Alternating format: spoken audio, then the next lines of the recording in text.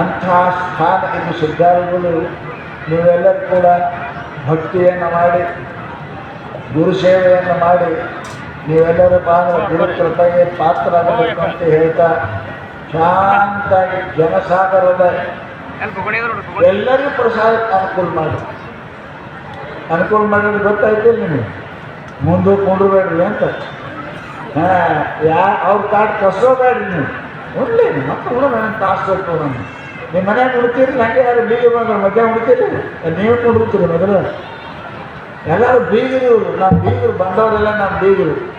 ಅವ್ರಿಗೆ ಅನುಕೂಲ ಮಾಡಿಕೊಡ್ರಿ. ಹಿರಿಯರದಾರ, ವಯಸ್ಸಾದವರದಾರ ಅಂಥವ್ರಿಗೆ ಮೊದಲು ಕೊಂಡ್ರಿ. ನೀವು ಊಟ ಮಾಡಿ ಅನುಕೂಲ ಮಾಡಿರಿ. ಹೀಗೆಲ್ಲ ಅಂತ ಮಾಡಿದ್ರೆ ಗುರು ಕೃಪಾ ಆಗ್ತದೆ. ಗುರು ಕೃಪಾ ಅಂದ್ರೆ ಹಾಗೆ ಅಲ್ಲ, ನಾವು ಇನ್ನೊಬ್ಬರಿಗೆ ಅನುಕೂಲ ಆಗಬೇಕು.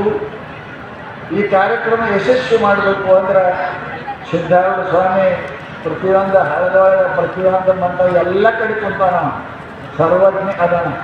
ಅಂಥ ಸತ್ಯನಾಥ ಕೃಪೆಗೆ ಎಲ್ಲರೂ ಪಾತ್ರರಾಗಬೇಕು.